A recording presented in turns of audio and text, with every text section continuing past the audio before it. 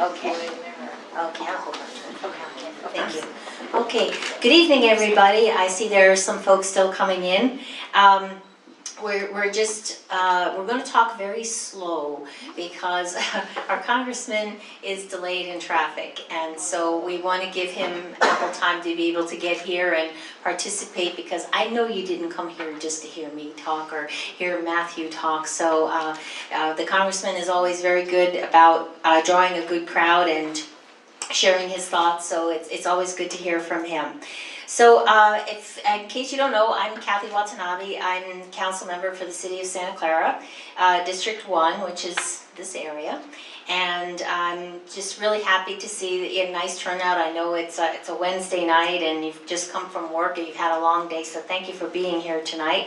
There are a couple of people that I would like to introduce as well, and but just before I say anything more, we were not able to live stream the event tonight. Our crew is at another event in Santa Clara, so as you probably know, there's a lot going on in Santa Clara, but we are audio recording it, so just so you know that you are being recorded, and we're going to use the opportunity, number one, to collect questions so that we can share them later on, but also just have a recording so that we can share with residents who may not have been able to be here tonight. We also you have the opportunity to ask questions, whether it be the microphone through the microphone that's set up over here, or maybe if you would like to just submit your questions. There were cards at the front desk. Please feel free to take a card and submit them and turn them in, so that we can respond to them. And if we cannot respond to your question, please know that we will make every effort to get an answer to your question and either share it through the city website, through the frequently asked questions, or through the airport website. So with no further delay, I'd like to introduce some of the city staff and electeds that are here this evening. So first I would like to introduce Councilmember Raj Chahal, who represents District 2. And Councilmember Chahal, I understand you have some words you'd like to share. Should we wait for Councilman Khan? No, we have to keep it moving. Okay. Sure. So,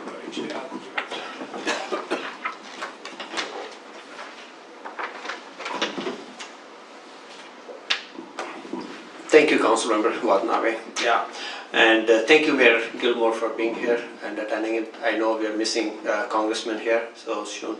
Thank you, Mr. Matthews, for being here. Thank you for attending this, all the residents who are attending this over here. And I know it's a big issue for all of you and in this area of the city. And we are trying to do whatever best we can to highlight these issues and see what outcome we can get out of it. And I did some statistics together of my own about the airport noise issues, and I want to highlight those, and I'll give this copy to Congressman Ro Khanna also, for that matter. You know, study from University of Bern has found that people who are exposed to noise exceeding 60 decibel and have a 30% higher risk of dying from heart attack than people exposed to 45 decibel a day. And in addition to that, there was a large scale statistical analysis done by the health effects of airport noise. It was undertaken by Germany's Central Environmental Office. And the health data of over 1 million residents is a pretty big data point. Residents around Cologne airport was analyzed, and the health effects correlating with the aircraft noises. The German study concluded that aircraft noise clearly and significantly impairs health. For example, a daytime average sound pressure level of 60 decibel increases coronary heart disease in men by 61% and women by 80%, 80%. And the results are even worse for the nighttime airplane noise. These are really bad. Please note, as per the study, statistical significant health effects start as early as from an average sound pressure of level 40 dB. Like we are talking about and I was talking to some of the residents over here, the level they mentioned was even up to 90 decibels. So that's beyond what we can even imagine in a residential area as such. So even further, the simulated aircraft noise at 65 decibel has been shown to negatively affect individuals' memory and recall of auditory information.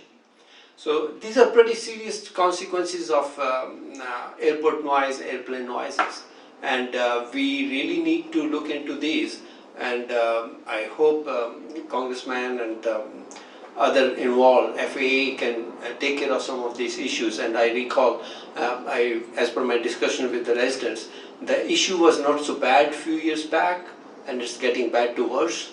And it's our moral obligation to take up this issue at the highest point, and we will do whatever we can to stand with you and fight this issue on that. Okay, thank you very much.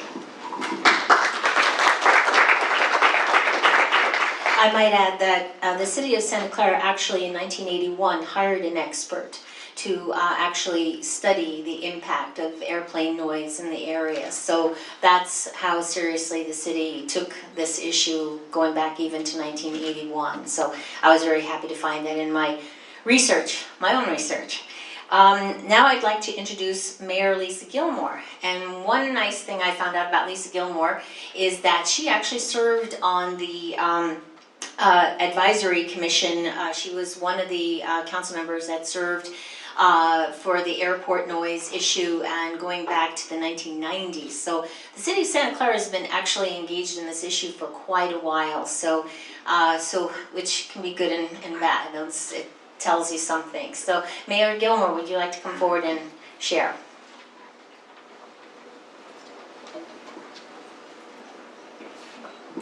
Thank you, Councilmember Watanabe, for the opportunity. I just wanted to welcome everyone here and thank you for attending this very important meeting about the airport noise and disruptions here in the city of Santa Clara. We're very fortunate that Councilmember Watanabe set this meeting up, invited our congressman who will be here shortly, because he's the one that's really going to help us, get something done and get some relief, I'm hoping, for the city of Santa Clara. And also our representatives here from the airport want to thank you also for attending. Back in the 1990s, I served on the Airport Noise Advisory Committee for 8 years. And at that time, we were going through the acoustical treatment program, and many of you maybe have homes that were treated by the acoustical treatment program. It was successful in some areas and not successful in many. I see no, yeah, in many other areas it was not successful. It was a result of a settlement. Since then, the airport has expanded dramatically. It's continuing to expand, and so the impacts on the city of Santa Clara are very large. Councilmember Watanabe took the initiative to get herself on this committee because she's representing her district out here to help the residents, to keep us informed and make sure that Santa Clara has a voice. And she's a very strong voice for, yes, for the north side here in Santa Clara. So it's really, really important that we're at the table. Unfortunately, the city of San Jose is not at the table, but we're hoping that that will change soon because we need them at the table to help with the issues. They also have residents, as I know by serving on that committee for 8 years. There's also residents in the Rose Garden and Willow Glen areas that are just as affected as the city of Santa Clara. So I think they need to take some and a huge amount of responsibility for what's happening at the airport and how it's affected this area. So thank you, Councilmember Watanabe, for setting this up. Our congressman will be here shortly. We're very fortunate to have him represent us as well. He has a very close relationship with Councilmember Watanabe and has promised that he's going to help us with the north side, so we're counting on you, Kathy. All right, thank you. No pressure. No pressure. No. Okay, thank you very much, Mayor Gilmore. And then last but not least, I'm not going to have you speak right now, Matt, but I do want to introduce Matt Kazmerzak, who is the Manager of Strategy and Policy with Norman at San Jose International Airport. And I have to say, I met Matt back in 2017 when I started to see the comments and the dialogue on Nextdoor in particular about airport noise. And so there were a lot of questions, and so I reached out to Matt, and he was very gracious to have me come down with one of our other additional staff members, and we spent about an hour going over next-gen curfews, planes, flight patterns, the future of airplanes, technology, and it was very, very informative. And I have to say, Matt is also very open when I reach out to him. I mean, even just tonight we had a great conversation about a couple of issues, but he's always been very open to addressing comments or questions. And like, for instance, when a plane takes off at 2 o'clock in the morning and wakes up the north side, I mean, what the heck just happened out there? So he's always very open to answering questions so that I can get back to you, because one thing that we're really concerned about is just being open and transparent with the residents and just keep you informed and let you know what's going on. So with that, I just want to say, you know, one of our objectives and the expectations that we may have, you know, for this evening. Sorry, poetic justice. That's your punctuation mark. Yeah, exactly. Thank you, Katie. We do have some objectives, and again, I'm going to try and talk real slow, and just let you know, give you a little bit of background on the history of San Jose Airport and how the city of Santa Clara has come to address the issues. And this is also an opportunity to hear from our congressional representatives and elected officials, because one of the concerns that we have is just that we as electeds, I mean, you know, we're here to represent you, but when it comes to dealing with the FAA, the Federal Aviation Administration, we don't have any leeway with them. We don't have any jurisdictional control over them. So we really need our congressional representatives engaged. And so it's one of the reasons why I'm really grateful that Congressman Khanna was instrumental in helping bring about the South Flow Ad Hoc Committee. And if you're not familiar with that particular committee, or that particular South Flow issue, is when the planes actually, they don't fly off taking to the north, they actually land coming from the north. They fly in the southerly position. And so and usually it happens like when the weather is bad or there's a lot of rain. You'll find it a lot in the rainy season, the winter months. But it's had a big impact over some cities and towns north of us, particularly Mountain View and Sunnyvale. So it was a very important committee that was created, and even though we spent 6 months coming up with ideas and what the FAA could possibly do to help, it took over a year to get a response from the FAA, and a lot of it was because the government shut down. So when the government shuts down, everything shuts down. So it delayed the process. So. But the other thing that the congressman has been instrumental in is the roundtable, the Santa Cruz, Santa Clara South Flow Committee, which meets usually once a month. We take turns meeting in different cities because there are 15 representatives on this particular committee. And we have a gentleman who's an expert from the FAA and other representatives that come in to address the questions, and so that we can, again, try and figure out how we're going to deal with the noise. And part of the problem is that, I mean, it's not just in the air, but it has a big impact on the ground, and a lot of times they haven't taken into account the impact that airplane noise has with people on the ground. Just as a bit of history, the San Jose Airport originally was owned by some businessmen in 1945, and till the city of San Jose assumed operations in 1948. And as I said before, the city of Santa Clara has been aware for quite some time and went so far as to hire an expert in 1981 to speak about the impact of airport noise on a community. And working with the city of San Jose and the acoustical treatment plan that the mayor talked about, it was created to help insulate the 1,750 homes in Santa Clara and San Jose impacted by noise. 1,600 of those homes were in Santa Clara, or are in Santa Clara, bounded by Tasman Drive, the Guadalupe River, De La Cruz Boulevard, and Great America Parkway. The plan was paid for by federally approved grants as well as by a passenger facility charge, which was $3 per plane ticket. And between 1993 and 2010, when the plan was in operation, Mayor Gilmore and former Councilwoman Aldeth Parle represented the city at the Airport Noise Advisory Committee and attended those quarterly meetings. The committee was disbanded in the mid-2000s but was replaced by the Airport Commission, which now meets on a quarterly basis, and they are also an advisory board to the San Jose City Council. In doing some more reading, apparently there was a Northside Residents Association. Anybody was a member of the Northside Residents Association by any chance? Okay, no, but there was a gentleman by the name of Steve Schick who also attended, and he still lives in the city of Santa Clara, and I hope to meet with him soon to hopefully get some, institutional knowledge of what was done back then.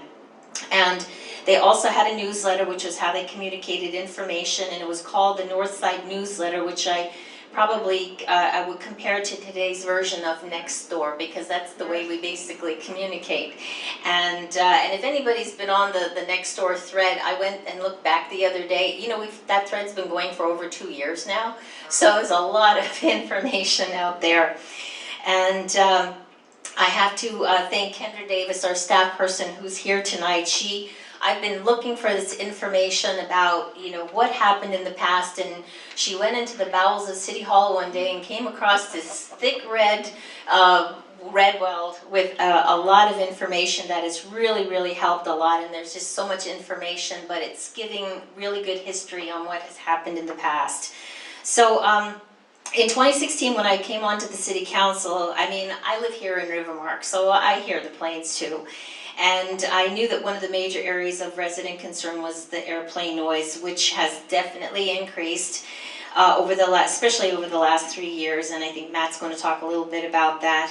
I've been able to talk to some very knowledgeable folks, including neighbors who are pilots, and one of who is here this evening, as well as the president of an HOA in San Jose, and how they work together with the airport and the city to help mitigate the impacts on their neighborhood.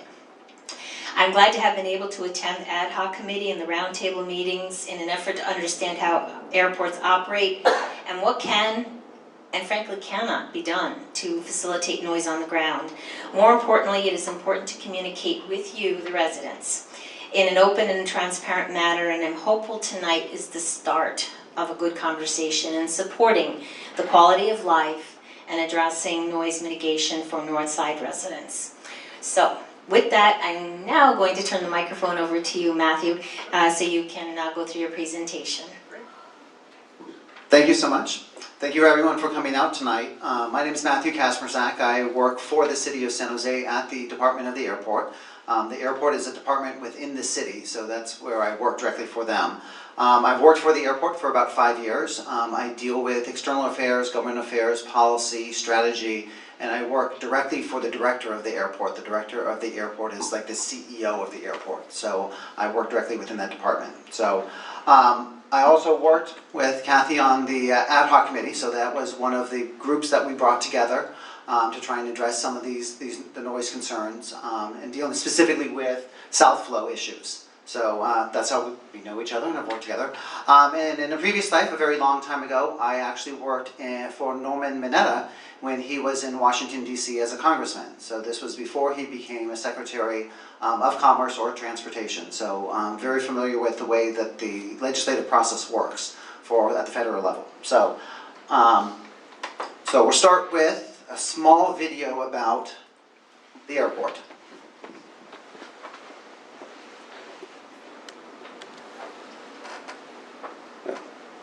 Get it pulled up.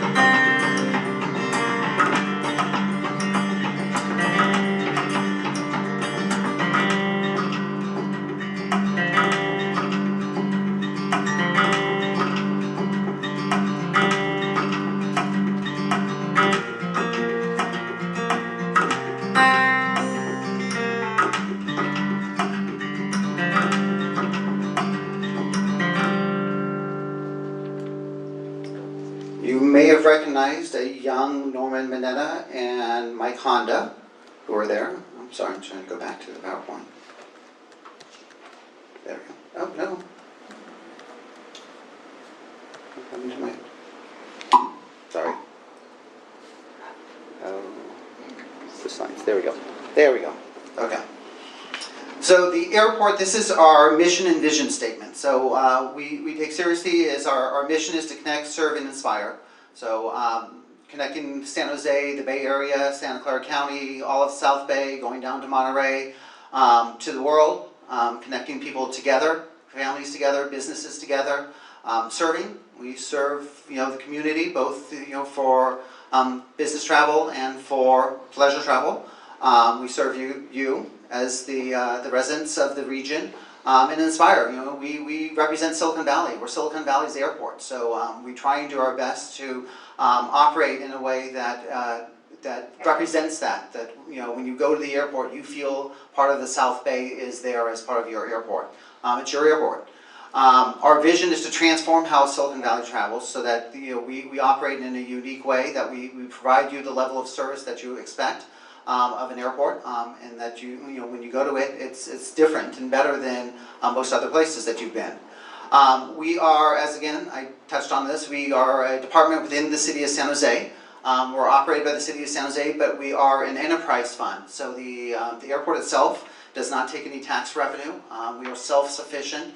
All the fees that are used to generate to go to paying for it.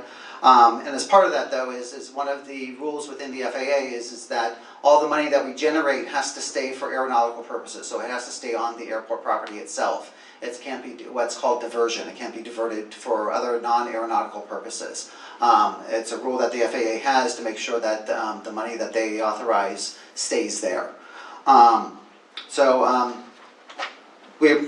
We have 2 runways. We're 1,000 acres, more or less. We have both commercial and general aviation. Some basic facts about it. We have 13 different airlines that operate with us. We serve over 50 destinations. We serve on each day, on our peak days, we serve over 225,000 operations. Operations are daily flights that come and go. We have both the commercial aviation side. We also have general aviation. General aviation is the business travelers or the private planes that come and go. We have 2 fixed-base operators who make sure that those things happen. Those happen on the western side of the airfield. On the eastern side is where you find the typical terminals that you go to, Terminal A and Terminal B. We have 2 cargo carriers, FedEx and UPS, who make sure that your packages get out. When you need those overnight packages going out, they both come and go. Although we're not as large as Oakland. Oakland is more of a primarily freight destination. They also have the port, so they do a lot more business than we do in this. But there's a decent amount that comes and goes from us. And then back in 2015, we did an economic study to look at what the value of the airport was to the region. As you can see, the airport itself generates $3.4 billion in economic activity for the region. The airport itself employs some 5,000 people. It's not the airport, meaning the Department of San Jose. We only have 200 people that actually work for the city of San Jose at the airport. But the baggage handlers, the airlines, the concessions people, all the people that are a part of the entire infrastructure of the airport itself. And then there is indirect employment. So by having all these people travel through the airport, the hotels, the convention centers, all those aspects that go along with it, including many of the businesses that are headquartered here in Silicon Valley. So we are a highly regulated body. I like to say sometimes that we are similar to a landlord, where we actually control almost nothing of your experience. Most of the influence that we have is a very soft influence. When you step off to the airport to check in and you go through the ticketing machines, that's the airlines you're interacting with. When you go through your security lines, that's TSA you're interacting with. When you buy your food, that's a private concession manager who is running that business, who you interact with. When you board the plane, when your plane takes off, when the plane's in the air, all those things are things that are outside our scope. So these are some of the main bodies of people that we interact with and have to be regulated by. So FAA is the main one. They control most of the things that sort of happen around the airport.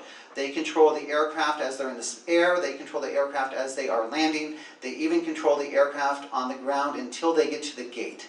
The only thing that we have the ability to do is tell them which gate to go to try and manage the gates. But the FAA is the one who does that. The FAA also provides grant funding for us and tells us how we can spend the money sometimes as a result of that grant funding. They also regulate us for a number of different things, and those regulations can be large and small. As you heard, we can't divert revenue. That's one of the regulations that we have. We have a diversity program, which is another program that the FAA regulates as well. So those are 2 of them. TSA, I think most people sort of understand at least the check-in process of TSA, but TSA does more than that. They also go and do security throughout the airport, whether it's around the airfield itself, around the perimeter of the locations, your baggages as they go through the process. All those things go through and are handled through TSA. There is also CBP. Without CBP, we would not have to have the ability to have international flights.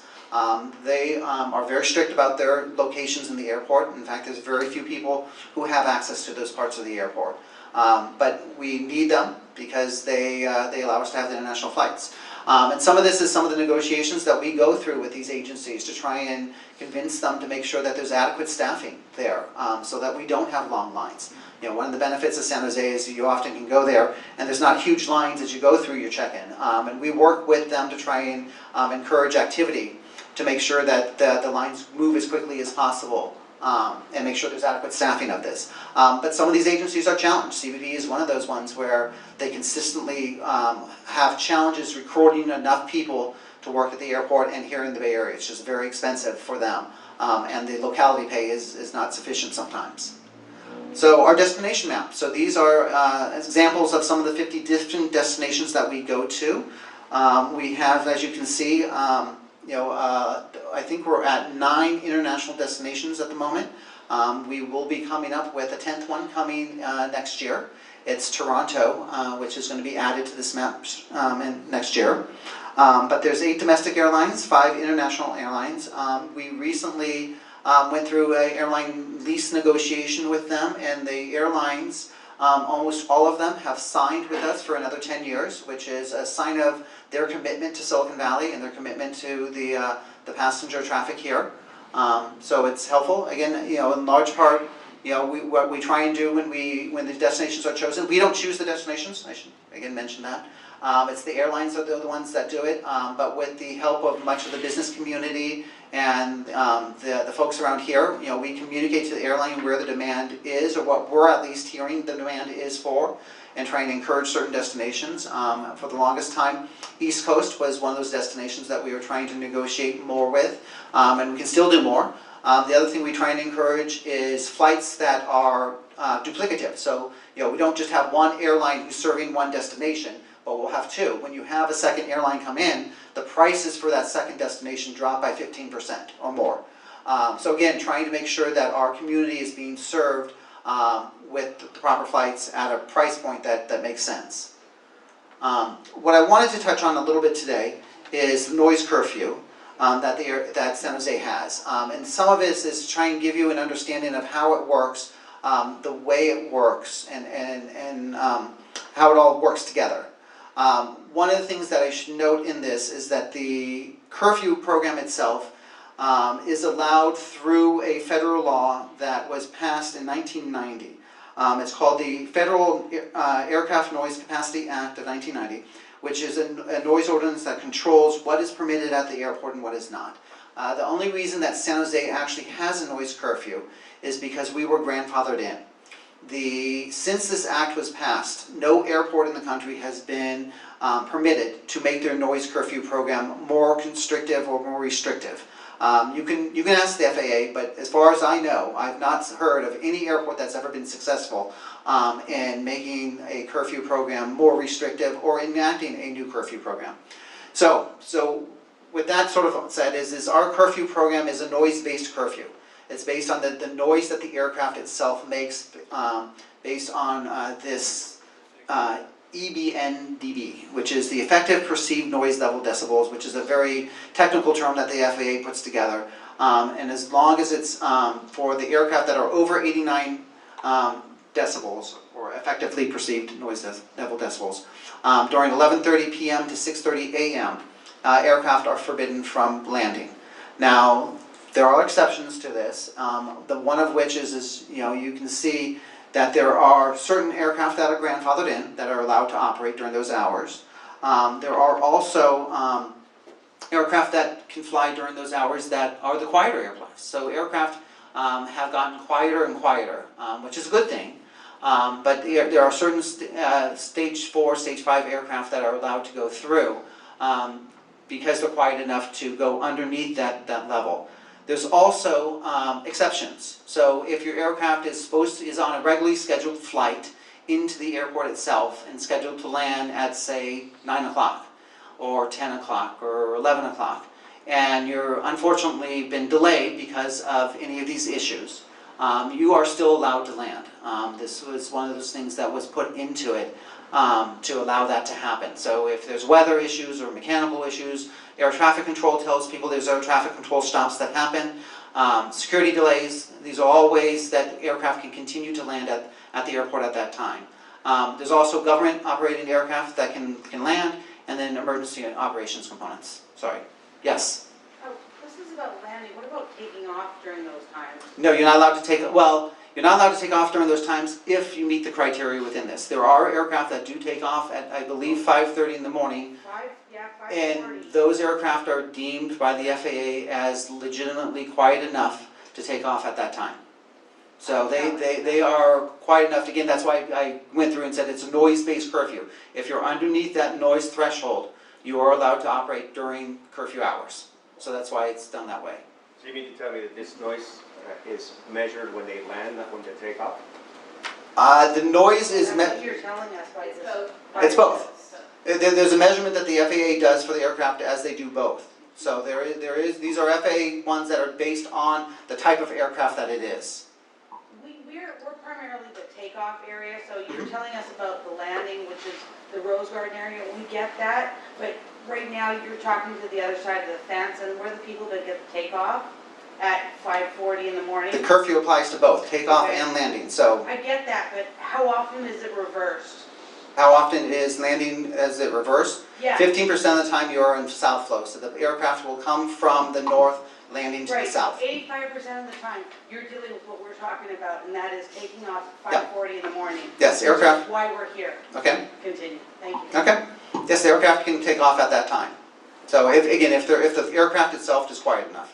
So, sorry, we have something in the back? Do you have stats on compliance? We'll get to that. Yep. And what is your definition of quiet enough?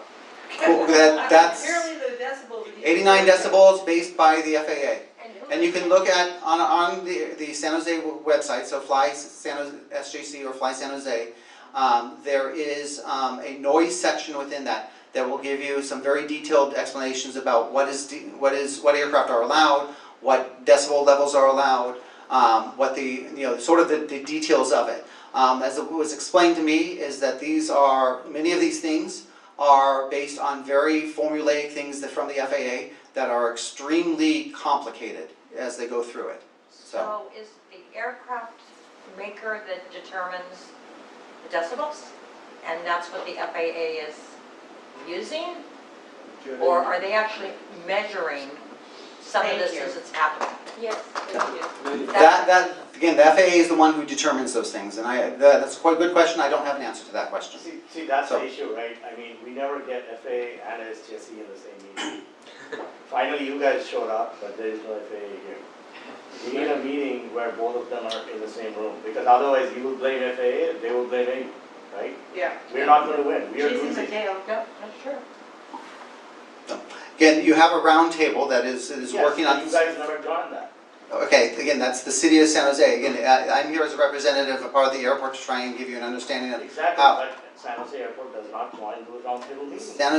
San Jose Airport follows the policy directions of the city of San Jose. The policy direction of the city of San Jose is determined by the council members of the city of San Jose, which is what we're beholden to follow, and which is I'm beholden to follow as an employee of the city.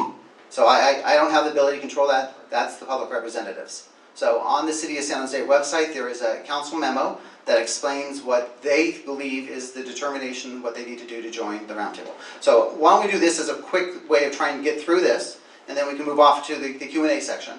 And that way, some of the stuff because some of the questions you're asking are things that will be later on in my presentation, if that just works for a second.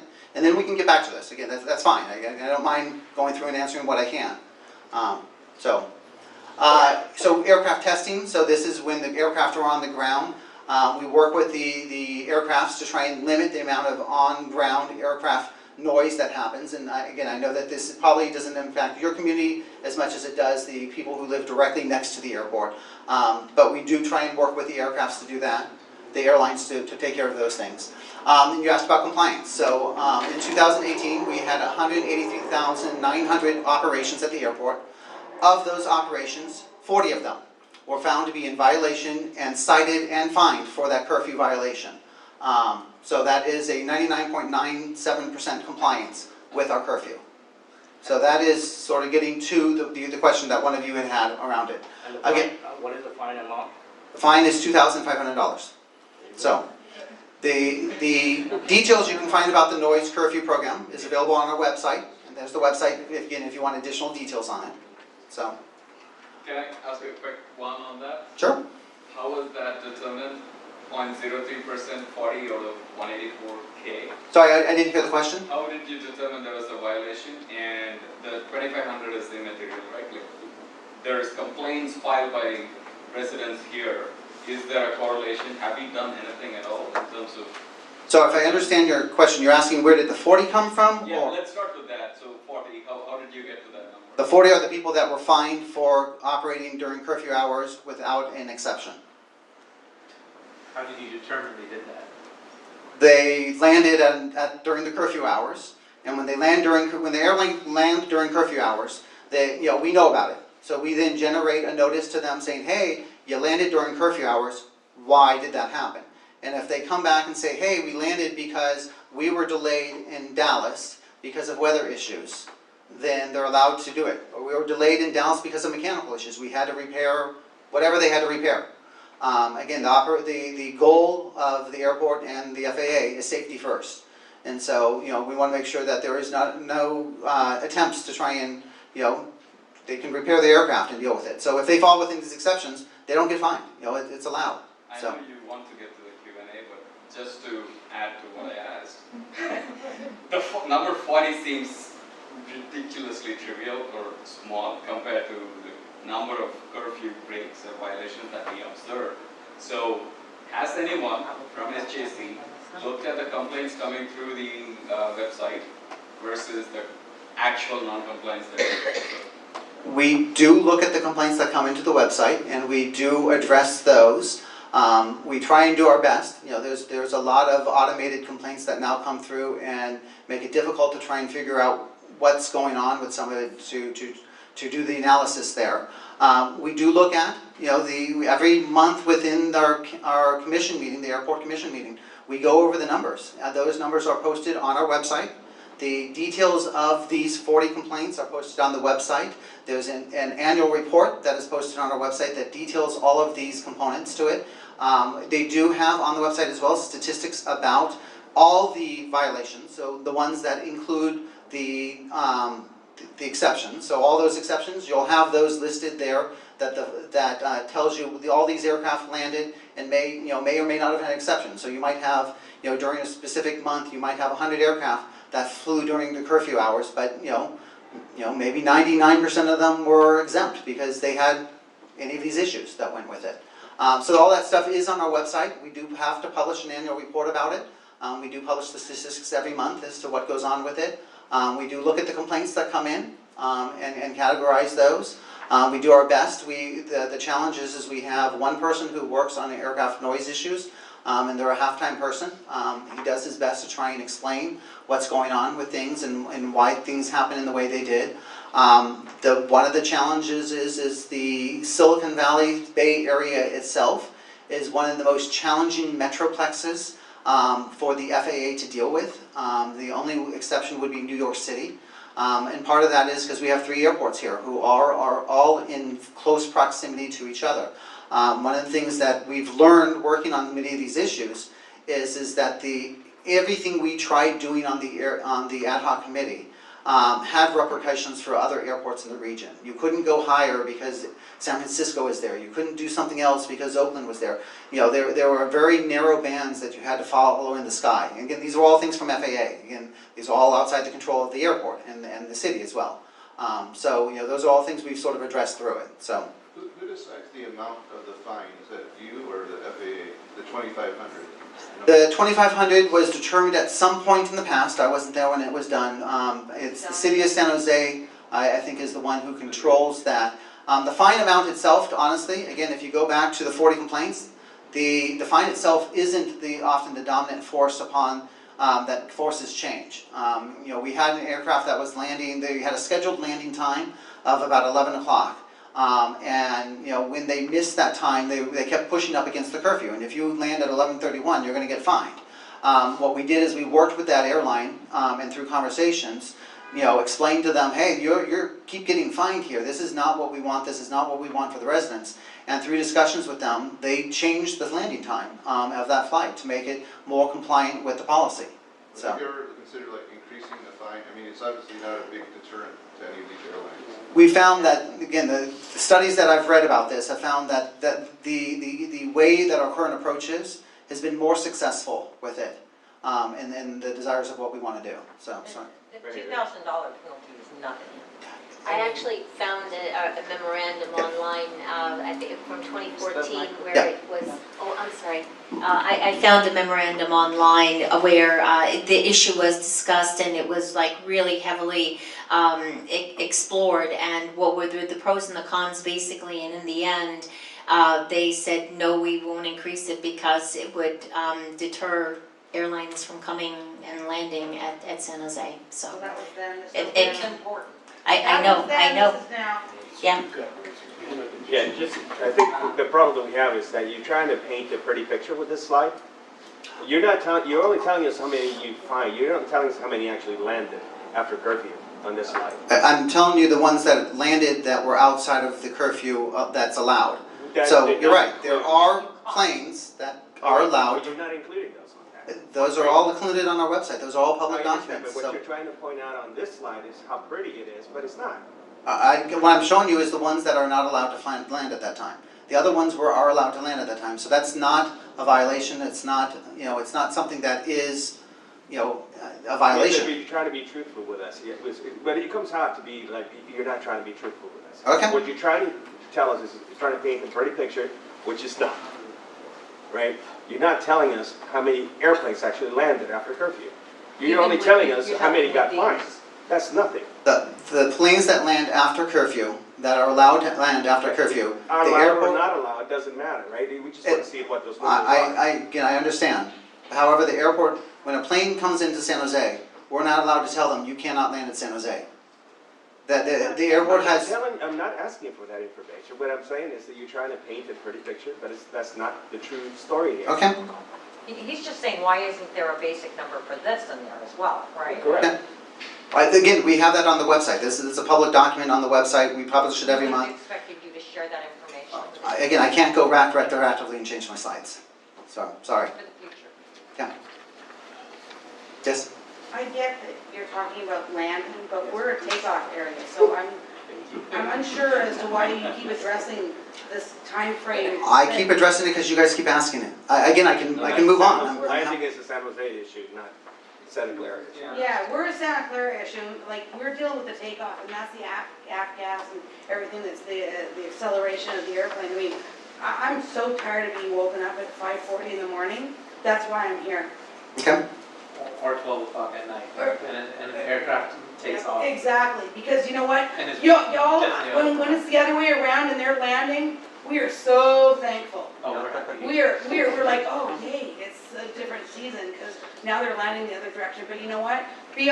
Wear our shoes and get woken up with that as it takes off at like, whatever, 5:40, 12:20, 2:40, whatever. I mean, and then they're fined for $2,500?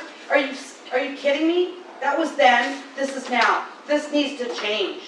That fine needs to be up big time, because you know what? I'm done being woken up with this. This is beyond belief. Please. Thank you. Thank you. Can we let the gentleman finish his presentation and then we can get to our public comment section? Sure. I'd really like to hear the rest of his presentation. We Without a have doubt, a whole thank you. time period to do public comments. Yeah, and I think you have a process by which you need to do public comments too, so we'll get to that. So I was asked also to give sort of some expectations for the future of things that are coming to the airport, things that are happening at the airport, what to expect for future components of it. So this is sort of a look at some of the future concession opportunities that are currently happening. Again, you can see much of the stuff that's going on. We have a number of new food and beverages things that are coming through. We have a number of retail opportunities that are coming through. We also recently, there we go. We also recently did a food and beverage RFP that has a number of new opportunities coming through for 2020 that are going to include a number of well-known things around the South Bay here, from Jim Stump's Tap Room to Farmers Union to I'm Dish. so sorry, can you please move to the problem? Yeah, this is not Sure. relevant. Again, that's All fine. of the- Thank you. The interim facility, so this past year, we opened up an interim facility of 5 gates. Those gates just opened in June. We have one more gate, hold on. We have one more gate that's going to be opening up in November. And we have ground boarding, hold on. Stop right here. And who did you consult with regarding opening all the new gates? Because you basically jammed dozens of flights at 6:30 a.m. Yeah. going over 90 decibel and below 1,000 feet. Can I get to my next slide? No, Okay. because I don't want you to talk about beverages. This is a waste of time. Okay, I'm talking about the interim facility. How is that relevant to the noise issue? Okay, I was asked, again, one of the things I was asked to do is to let you know what construction opportunities are happening, what's coming into the future. Again, if you don't wish for me to do that, Who asked you? Why City doesn't of he San finish his Jose? presentation, I was asked- and then we'll go to public comment? Yeah, this is So, community meeting on part of Airport. the thing that you asked about is why do we need new gates? This is the passenger traffic for the airport. over the last 10 years. As you can see, our high point in the past was 2001, where we had some 13, 14 million passengers. You can see that the passengers per gate at that time was about 382,000 people per gate. You can see then through the recession, the passenger traffic dipped down. And then after the recession, you can see that the economic boom that the Silicon Valley has been experiencing has led to a tremendous amount of growth in passenger traffic. That is why there's more operations of folks, there's more demand for aircrafts coming into the airport. The more gates that we've had is because, as you can see, our gates per passengers or passengers per gate have exploded. You know, in 2016, you know, the number of passengers per gate exceeded our high time point of 2000 and 2001. In 2017, it got even greater. We added 2 gates in 2018, and that only slightly alleviated the congestion problems that the airport was experiencing. As you can see, in 2019, our estimates are that when we finish the year, that the passengers per gate is still going to be extremely congested with the 5 brand new gates. That is why we built 5 brand new gates, is because the congestion at the airport is a challenge for both the passengers, the residents, the neighborhood, the businesses. So that's why the new gates and facilities were done. So we'll get through that. We can come back to it. We have an upcoming project for an ARF building. Our ARF building is the Aircraft Fire and Rescue building that we have at the airport. It's extremely old. It's decades old. We need to do a new one. We are under design phase right now for construction of that. We're doing a construction project right now for a new parking lot in the economy lot. We've lost lots of parking spaces as a result of many of these construction projects. And the airport, often the parking lots are at 100% capacity for half of the month. So when passengers are coming into the airport, they can't find parking at the airport, which is extremely frustrating for them. Especially if you're trying to go to an $18 lot and you have to go pay for a $30 lot because the lots are full, because we're just overly congested. We need to do a new belly freight facility. The belly freight facility we currently have is decades old, leaks, and is in desperate need of being replacing. And then we also are building some new trailers for our facility staff. The trailers themselves are extremely old and also leak. The airport also, many of these projects are being done as a part of phase 2. So the airport, when phase 1 was done, so Terminal B is phase 1. Terminal B, when they were originally doing the phase 1 project of this, Terminal B was supposed to be a $4 billion project. It opened in 2010, the recession happened at that time. The project was scaled back to a $1 billion project and split into 2 phases. The second phase of this, which is something that is on the master plans for the airport and has been on the website for over a decade, is to build a second one that you basically take Terminal B and you flip it over and you put new gates there, and it's going to look exactly like Terminal B except for on the opposite side. That is still on the master plan. That's still part of the things that the airport will be working towards to try and address all the growth and issues and congestion problems that we have at the airport itself. And so that will be another thing that will likely be something that's coming over the next 5 years or so. And you'll see a lot of precursor projects that will happen in preparation likely for that. And then, again, just talking about some of the public transportation issues that we have, where we've converted all our buses to electric buses. So that's my presentation. Happy to take, I think you guys have a process for taking cards so that people can give comments in an orderly fashion. And I will turn it back over to Kathy. Thank you. Thank you very much, Matt. And just, I know this is a very emotional topic and it affects all of us. But Matt has come here, voluntarily, and I would just ask that we be respectful of his time and just how we just thoughtful with our questions because we want to be able to come back to him and ask him if we have another issue. So going forward, I think the congressman is due here in about 5 minutes, but we can start with public questions. Is anybody collecting cards? Kendra or Robin, are you collecting cards, or do people have cards? Have you filled them out? Okay. Would you like to come to the microphone and ask your question from there, sir? And they can just hand them to me afterwards and we can capture them for the record. Okay, great. I'm actually a resident of San Jose, Okay. and I live at the Oak Crest Estates Mobile Home Community. It's right at the end of the flight path for takeoffs. Normally, you know, it's bearable, but probably 4 out of 10 flights cut the flight path, and they fly right over the top of our community.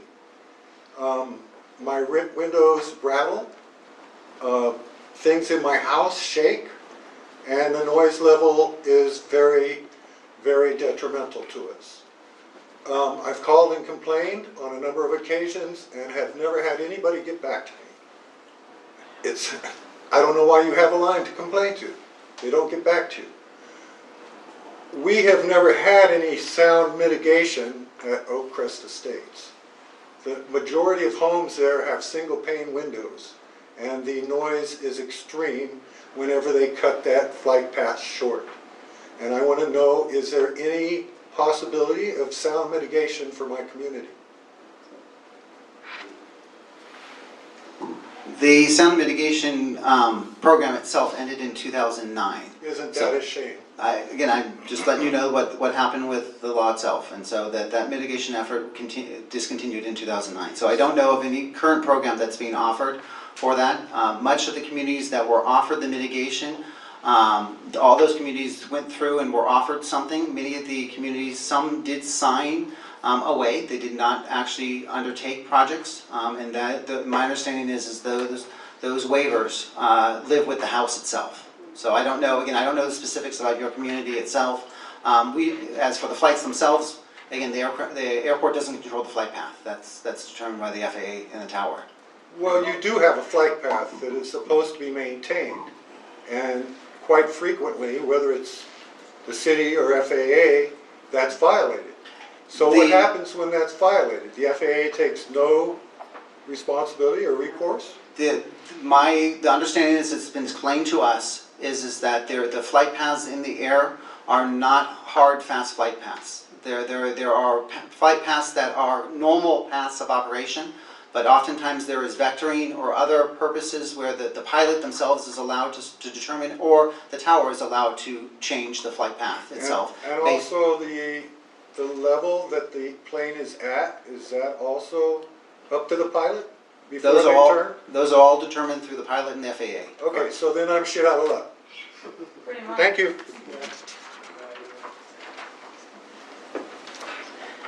First of all, I'd like to thank you for coming in attendance. I know it's a little bit hard. People are very upset in Santa Clara and the north side. I myself have been a resident of almost 10 years. I live on Laurie Avenue, which is pretty much as close as you can get to the takeoff. And in those 10 years, it has gotten much, much, much worse. And what I get from this presentation is it's going to get even worse. And I do appreciate the information about the expansion, the added gates, added flights. You know, I use San Jose Airport a lot. I'm flying out tomorrow and coming back tomorrow to San Diego for a work trip. So I understand it's a resource, but I'd like to direct my comments at the council members, at the city, in terms of, you know, what are the concrete steps we can make to alleviate the issue. Like, one of the things that's mentioned here that you guys mentioned is the South Flow issue, which is other cities in the Bay Area controlling the noise level above us, basically insisting that in order to reduce the noise level in Mountain View, Sunnyvale, Palo Alto, there's an increase in noise level in Santa Clara Northside because we get the takeoff rather than the landings. There is a massive difference, as one of the audience members said, between takeoff and landing. For those of us that live in Northside, if we were just landing all day long, I mean, I probably wouldn't be here, right? But because of the takeoff noise, and that really concerns me as a city of Santa Clara, that our residents seem to not have as much of a voice there. We're getting the brunt of that noise. And I understand reversing that is going to put that brunt on our San Jose neighbors. So maybe there's some work that needs to be done to balance the noise level between the north side community and the San Jose communities affected. But it looks like, just as an observer, that most of that control of that conversation are on other cities north of us that are not affected nearly as much. Like the noise level is not 90 decibels. It's much, much louder than that at my house. And we're talking about shaking windows. I mean, you know, that's a daily occurrence, multiple times a day. So that's the first thing is like as a concrete step, can we push the South Florida narrative to better balance The north side. the north side concerns in terms of the amount of noise that takeoff generates. And then the second thing, That has to do with the way the wind is blowing, so. well, I mean, it's because as far as I understand, the FAA has taken into account the concerns of Mountain View and Sunnyvale and basically promised that as long as the weather allows, then, the traffic is going to be taking off this direction. And it only switches because of weather. However, like I'd like our Congress folks and our city to push to change that to be a better balance between the different neighborhoods. The other thing I wanted to speak to was the noise mitigation issue. I live in a house that had the noise mitigation applied in the 90s. It's absolutely useless. I mean, they basically expect everybody to close up and live in a cave. The air conditioning units that were installed were undersized for the houses. And I talked to some of my neighbors, it's not just my house, it's all of our houses have undersized air conditioning units that aren't effective for a 1,000 square foot house or a 1,200 square foot house. The windows are not proper Upside double pane down? windows. They're like two windows that you have to, so there's no vacuum or inert gas barrier that actually is more effective. There's no insulation in the walls that were added or anything. It's almost useless. So for our neighbors in San Jose, it wouldn't have helped that much anyway. But I'd like to see what we can do to actually have effective solutions. And I understand this was probably the most cost-effective solution. Put a couple of cosmetic things and make people happy at the time, where the noise was much less in the airport. Now with the additional flights, it's very, very ineffective, despite the fact that we do have that treatment. At least on my street, on Laurie Avenue, it's very ineffective. Thank you so much, and again, I really appreciate you being here. I know you don't have the answers, and you don't have the capability to, change what the city of San Jose is doing as an employee, but we do appreciate you being here. And I'm really addressing my comments to the congressman and to our council people so that we can have some effective solutions rather than, we'll complain for years and years. But at the end of the day, I don't want to have the solution be I move out of the neighborhood, because that's what I've seriously been thinking about this for the last year. It's gotten that bad that it's the top consideration for many of us. The problem is we can't really afford to do so. No, thank you so much for your comments, and you're not the first person I've heard make that exact same statement, and he's sitting right here, and that they have considered moving as a result. But at the same time, this is how the dialogue gets started. We need to hear what the residents are experiencing. I mean, I know how it impacts me, but it impacts a heck of a lot more people, 10 times more than what I experience at my house. So thank you for sharing, and this is what we need to hear, and so that we can follow up. And You're welcome. Thank you for setting this up. We really appreciate it. Hi, I live in Mission Park since '99. Over the years, I've logged numerous emails to the airport noise office, and they've always replied back saying it's one of those many things that you had listed as either weather or mechanical or something, or it's one of those planes that are exempt. And so, I mean, I just get tired of, for one, I kept getting told send the emails, and I keep getting the same responses back. And I have to question, are they really that many mechanical failures and all these things? I start to wonder, are they just excuses? But the thing that interests me, the last email I sent, the guy actually responded and said, it's once again, it was not a cited flight because it was within the rules. But he said you should try relocating. So this is actually from the airport office. I have the email still. He said you should consider relocating, or actually writes that pretty often. yes, he said yes. I can share with you guys. But anyway, so he said you can consider relocating, or have your house properly insulated. So my house was built in '99, has dual pane windows, and when I bought the house, right, they had told me this was insulated. So, I bought it, I knew the airplanes were going to fly over, but I thought it was going to have some sort of least insulation. Well, as the other gentleman just said, it really doesn't help with what they put in. Now, I know that there are some really good insulation they can do, really fill the walls, the ceiling, and they can actually put triple pane windows. They can do all that. And I think the airport and the airline should foot the bill for us, because they've changed the rules over the years. You know, they said it's only going to happen just a little bit. When we bought the house, they said it was really rare to have them break curfew. But the problem is you have all these exceptions, you know. The tray table and the seat broken, okay, that's a mechanical failure. You know, I start to wonder, it's just too many excuses. Thank you. I wanted to give the congressman an opportunity to speak. I don't know if you don't mind just standing there a couple of minutes, and so you don't lose your place. And welcome, Congressman. We're glad you're here safely. Thank you. I apologize for being late. I'm on the House Oversight Committee, and with the impeachment hearings, it's been a crazy day. But I wanted to make sure that I was here, and I want to appreciate Councilmember Watanabe's leadership, of course, Mayor Gilmore's leadership, Councilmember Raj-Shahal's leadership.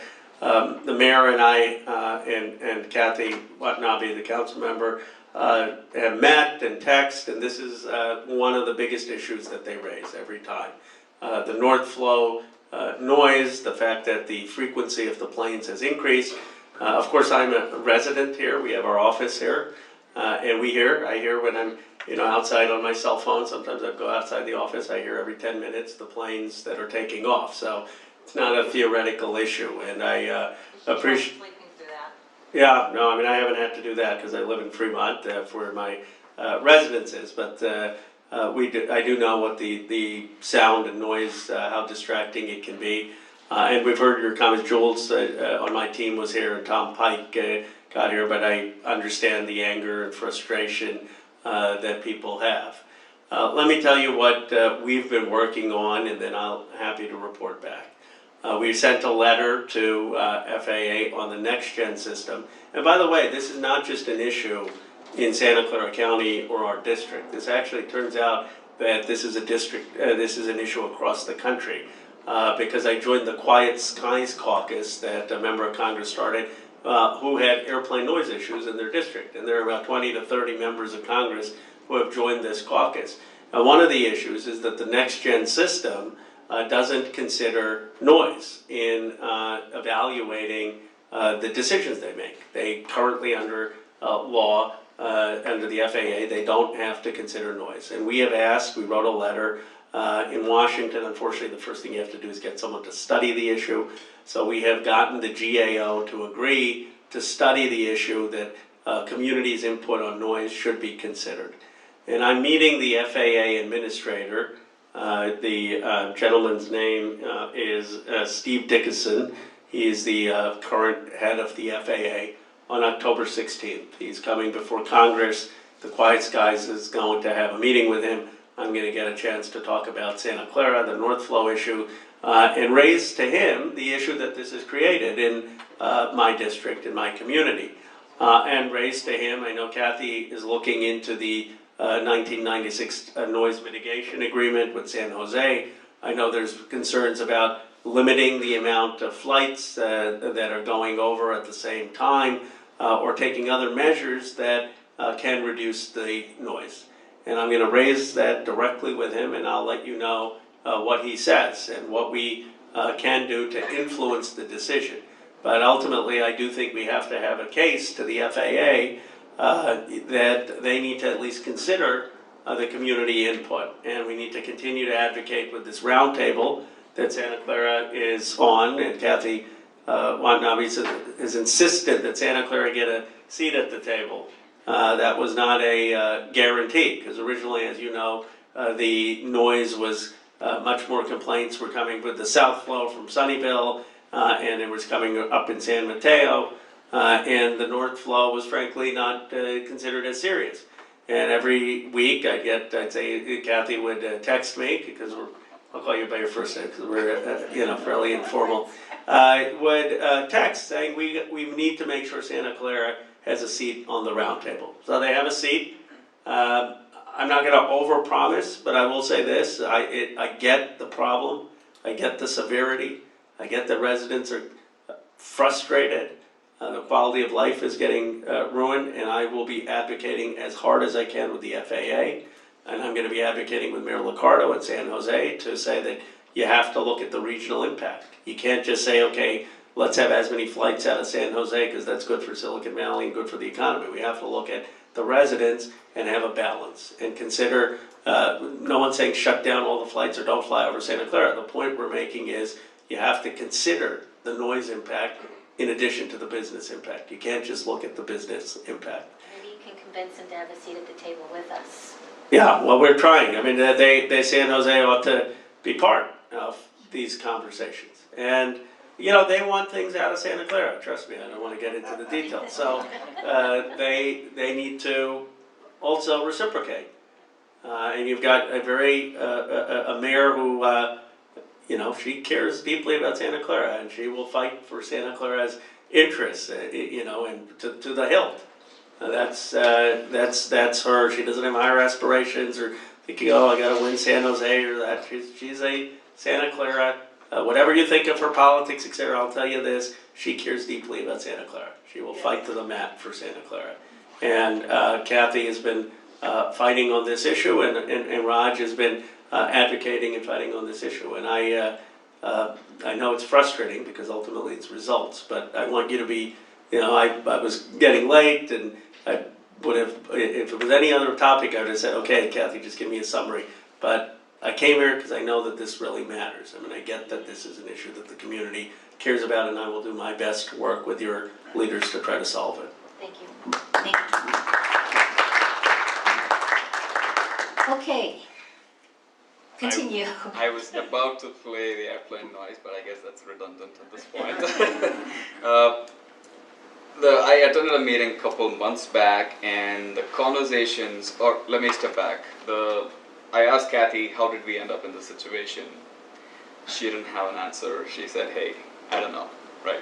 And hearing everyone's complaints, it looks like there's multitude or several issues, but the root cause seems to be around the next gen system and the fact that FAA makes unilateral decisions with or without certain parameters included, and the recourse for all of us is to scream as loudly as we can, and at some point there'll be some solution, right? I'm trying very hard not to get riled up about it. Looks like everyone is. Nobody is talking about steps that we can take immediately, right? It was a naive suggestion that I had, which was, you know, equitable distribution of flight paths, something that San Jose maybe can make on their own, or maybe just need an endorsement from FAA rather than wait for FAA to do this research on what decibel to the third decimal would affect people, affect residents and their kids, right? That's a slow walk. That's not going anywhere. Thanks, Congressman, for raising the issue, but again, that is not promising because they will take action. Their action would be to do some research for 2 years and then vanish, and then you would have to go and push and prod them again, right? It would be great in that council, city council, whatever, if we can really focus on anchor to short-term steps, immediate steps that we can take. There are a number of issues that I learned about. One of those solutions, or at least one solution I thought that could help, was instead of flying over, you know, all these houses, could we do a flight path over Central Expressway or commercial buildings or the freeway, and that way you will get lesser complaints. And secondly, it ties into the data you presented. It's great to do a pitch for how awesome San Jose Airport is and how well it is doing. Seeing the 99.97%, it's my humble opinion, grossly inaccurate, because the 40 you count is such a narrow count. It could be true, it might be true, I don't want to debate that, but there's a large or long tail of non-compliance that occurs that we suffer through and that doesn't get featured at all. And I understand why you wouldn't put that up there as part of a sales pitch or talk about how awesome San Jose is, right? But I'm really struggling to understand why no one, or why we are left to air out of complaints, but no one's really talking about, hey, here's this long list of immediate steps that we can take, and can we vote on it, or can we take some actions that we can control, and the rest will wait for FAA to come back and provide some suggestions on. That would be great. It would be great if we can kind of go down that path. and insist that we should look at short-term corrective actions that happen within months, if possible. And that could be based on decision authority being you or congressman here, if he can sign something and we move on and do some, take some steps. Whatever it is, please focus on immediate steps, immediate actions with results that can help us, even if it's a bandage, right? Not just double pane windows. Thank you. Do you have a comment, or do you want me to ask a question? The challenge, we dealt with many of these things during the ad hoc committee process, where we actually tried to address 36 different items. Some of it is such things as you've suggested in a short-term basis.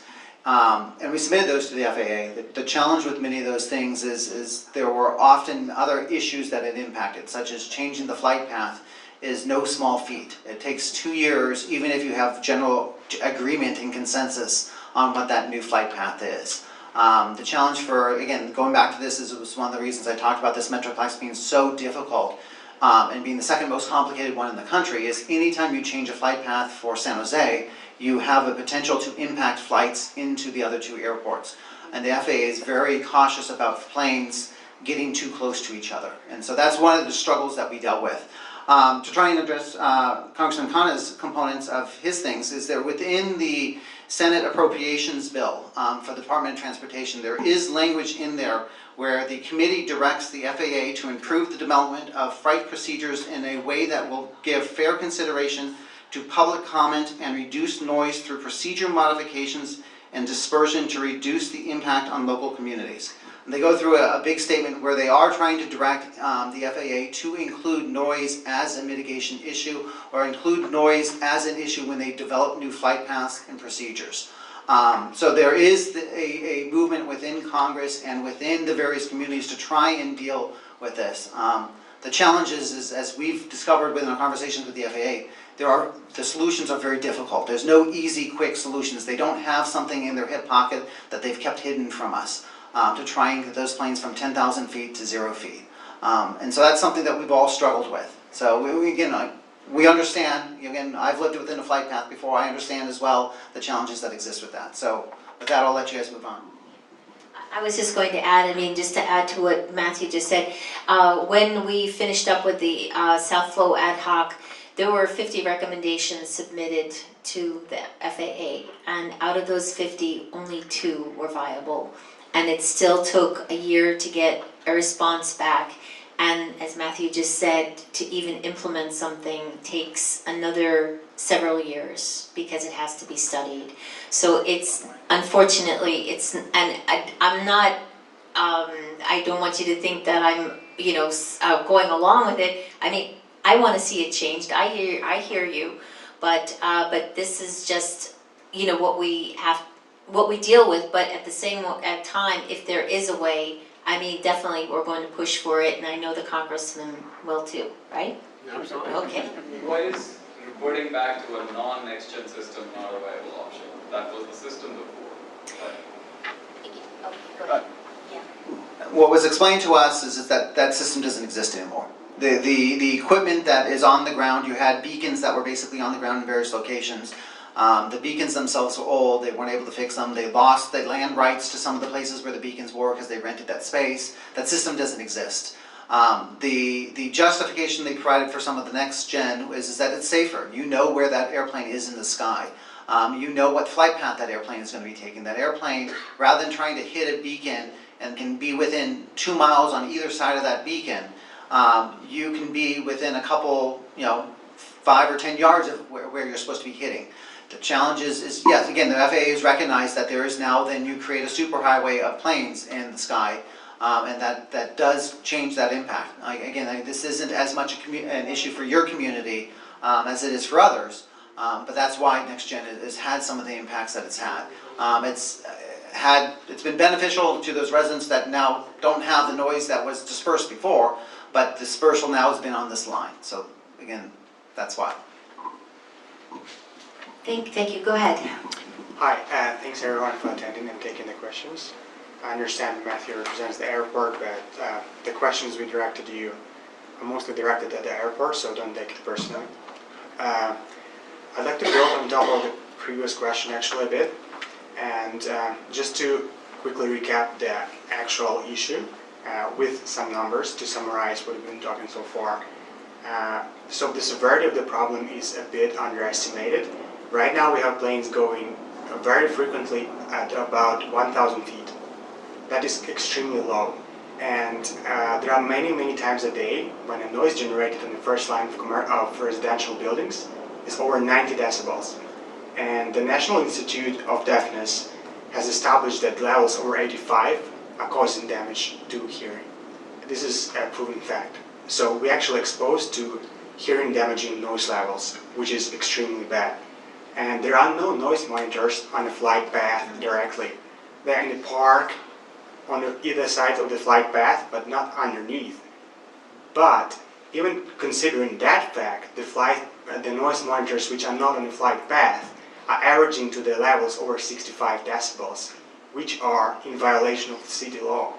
So we're not even asking to improve something, like to do us any favors. We are asking to be in compliance with the city law in the first place.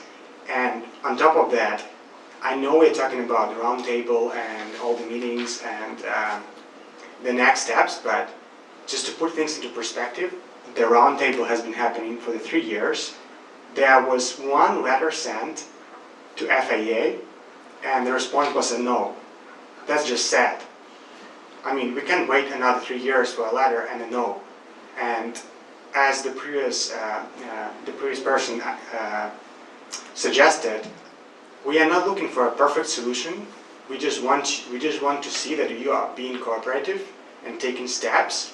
And maybe if the flight path changes take approvals from the FAA and they're hard to get through, have you considered increasing the runway in the other direction so the planes can increase the lift angle and drag and basically increase the height at which they pass their residential properties? I mean, basically, any increase, like 50% or 70%, would be a huge difference. It would bring the levels into the legal limit below 85 decibel and below 65 average throughout the day.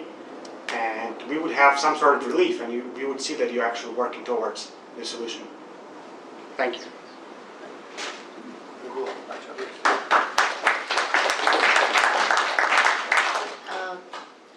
What I can just offer you, in terms of, some of the recommendations that you've made, this file that, our staff just recently found as I've been going through the memorandums that were prepared back in 1991 and 1993 and solutions, to the airport noise. Some of the things that you're suggesting were actually made back then, and I don't know, and these are this is some of the things we need to find out now as a city.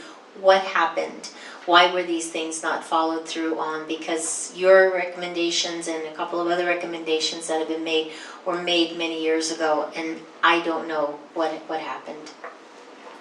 They're very valid points, and they make a lot of sense. Do you happen to have a comment? So if you want.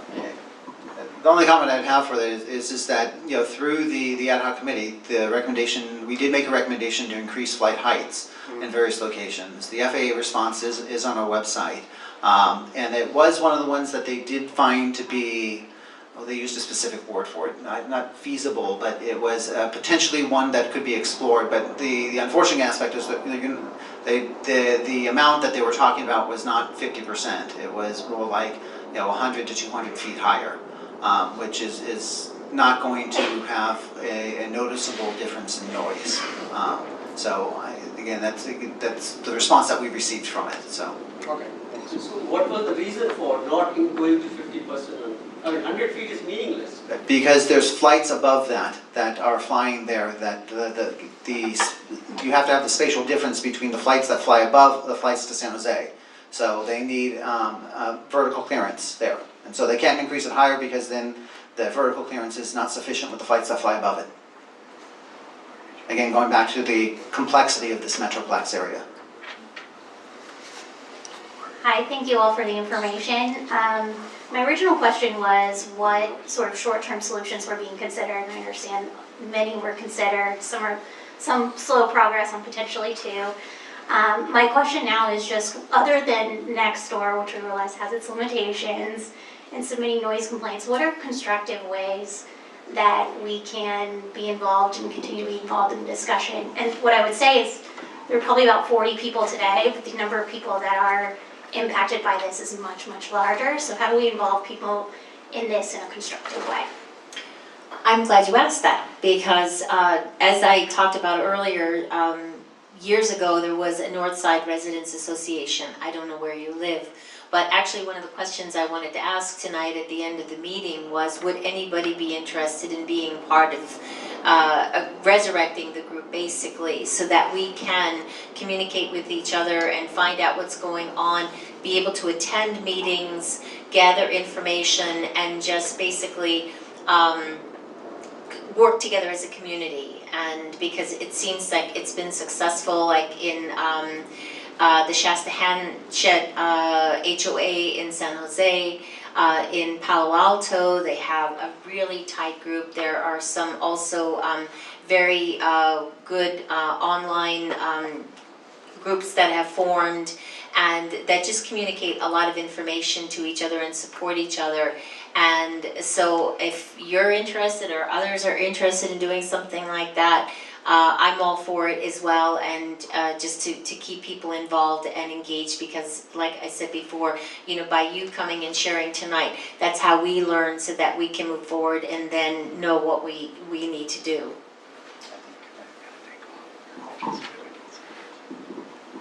I just want to, I've got to run to one more thing, but I want to thank Kathy Watanabe for your leadership in putting this together, to the mayor, Councilmember Chahal, and to all of you for showing up and being here with your suggestions. I'm going to be in touch. I'll let you know how the October 16th meeting goes. I'll let Kathy Watanabe know. And I understand that this is a top concern, and we'll work with your city council member, mayor, and council to come to a solution, and we'll continue to put as much pressure on the FAA. Having a new president would help, but we'll do whatever we can in the meantime.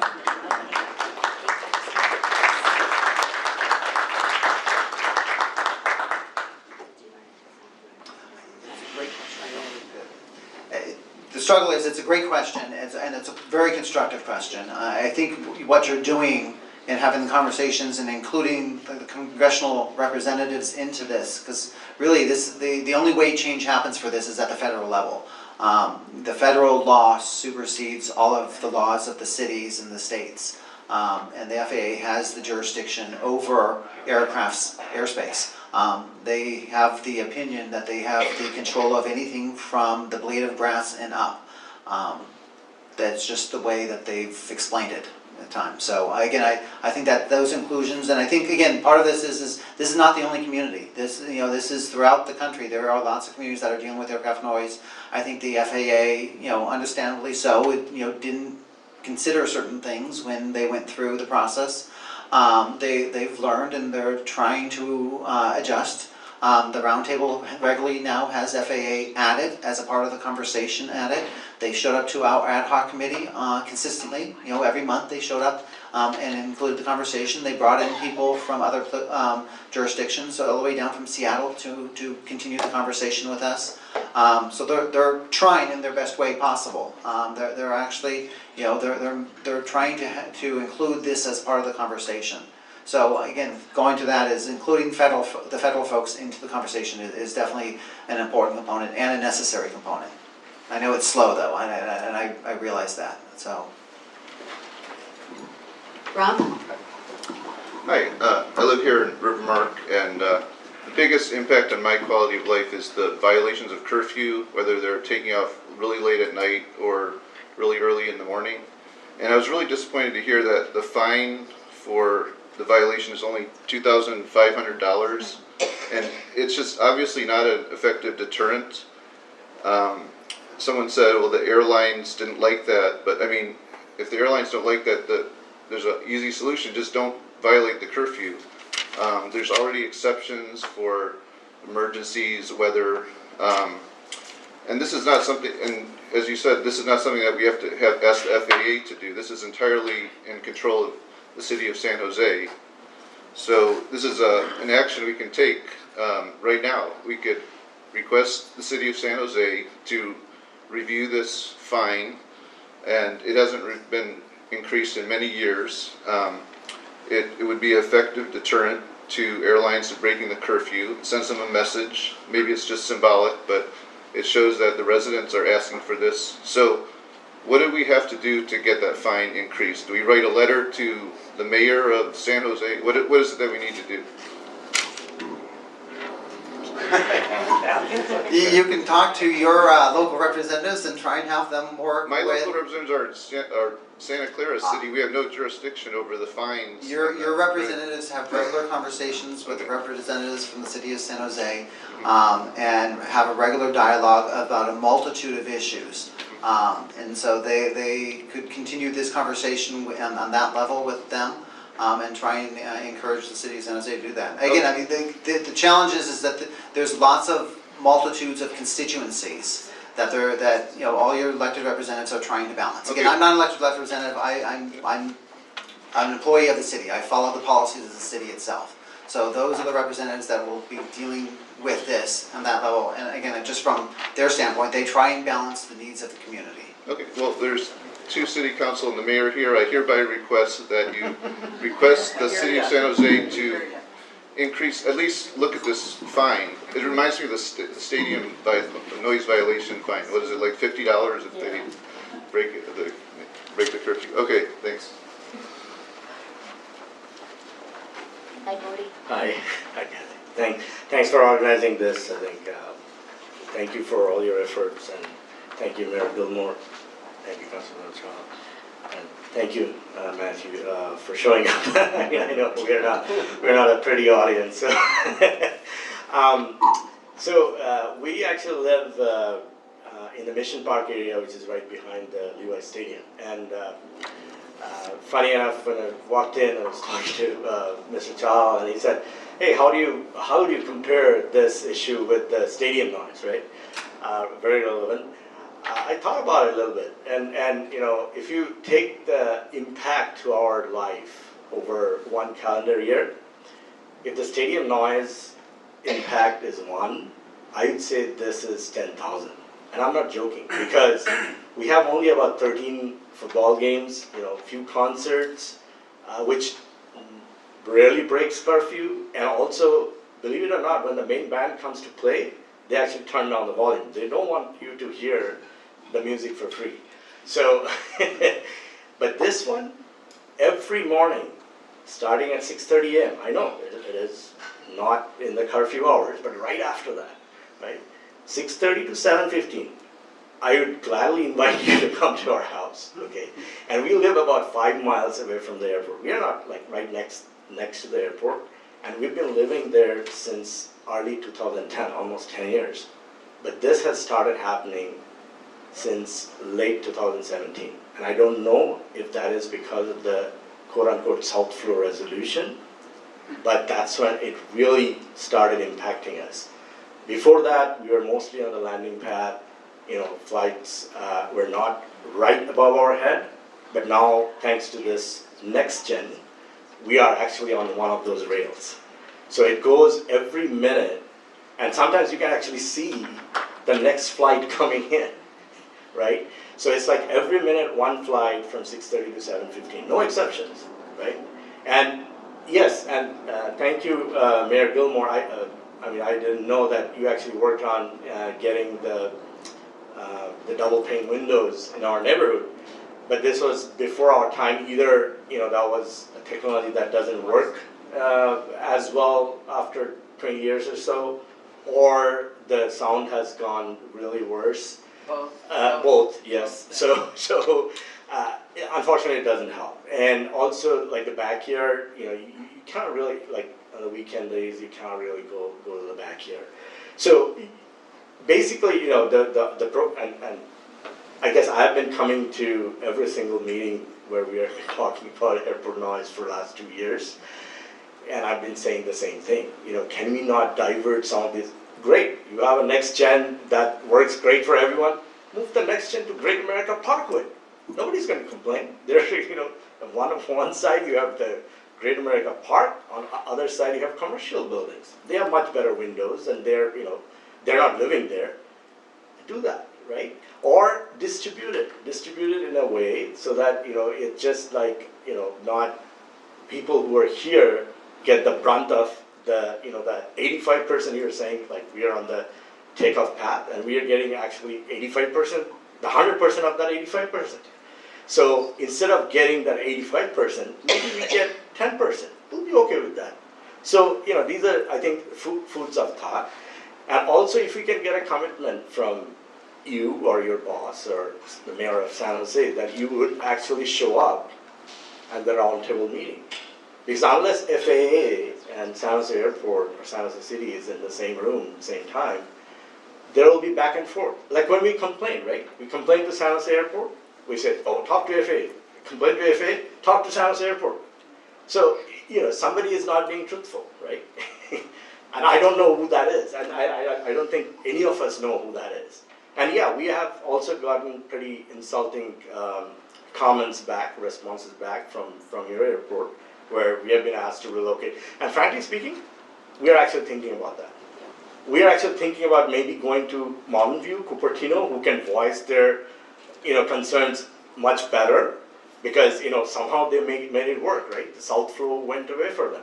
And if you look at their old reports, the noise levels are actually much lower, not more than 75 dB, and we are talking about 85, 90 dB here. And I really wish the congressman was here, still. I mean, I know he's a busy person, but this is a pretty big issue for all of us. And I think all of us are pretty serious. That's why, we all come here, time after time to speak the same thing. Thank you for your time. Thank you. One thing I would encourage is if you have the emails or if you are experiencing something that other than professionalism from the airport, let me know. Sure. And we do want to know that. So, okay. Thank you. Okay. Thank you for attending, and I think it's a very rare occasion that San Jose shows up to these sort of meetings, so really appreciate it. I would like to second what others have commented, that I have also received these sort of comments saying that you should have chosen a space, keeping this in mind. We did, but it's gone like 5 times more in the past 2 years alone. As Bori was saying, like late October 2017 is when it started like really going bad.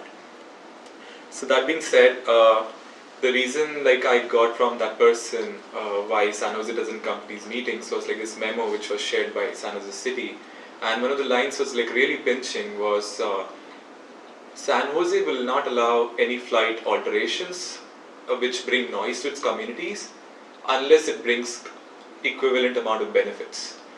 Since 2017 we have like possibly got like maybe 3 or 4 times more noise in terms of growth.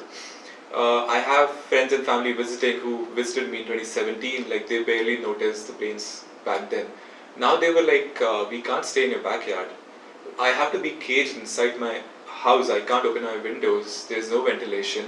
You can't like really say that use the air conditioning system that was installed back in the day. That doesn't work, and even if it does, it's a basic human right to be able to open your windows, right? If you can't step outside in your backyard, you're effectively caged inside your house.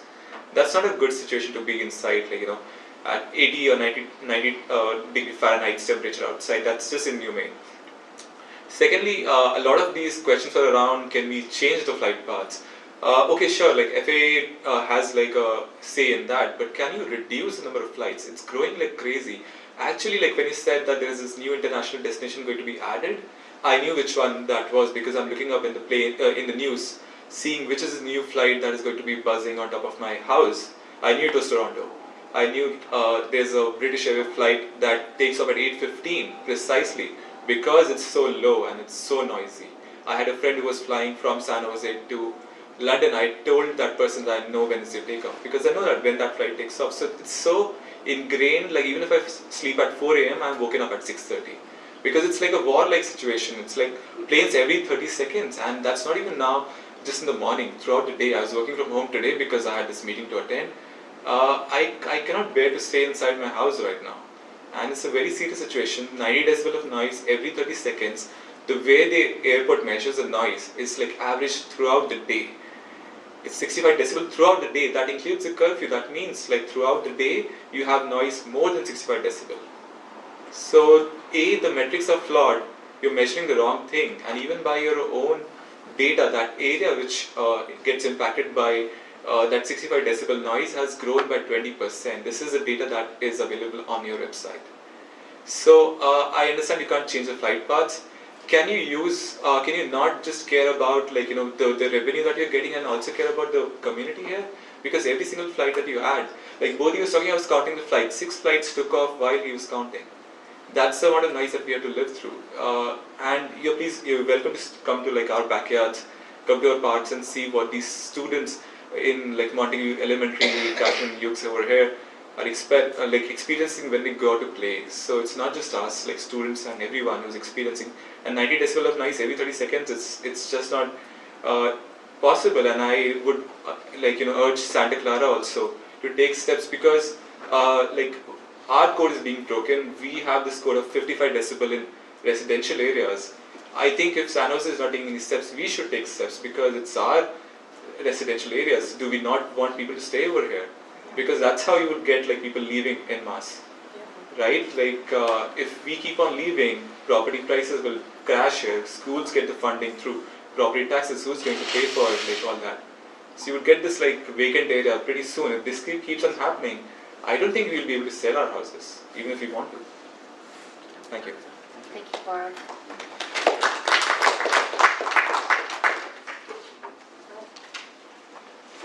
Yes, good evening. Thank you, Mayor. Thank you, Councilmember Watanabe. Thank you to everybody who's here. I mean, gosh, it's very important. And Mike, thank you. It is Mike, right? Matthew. It's Matthew. Matthew.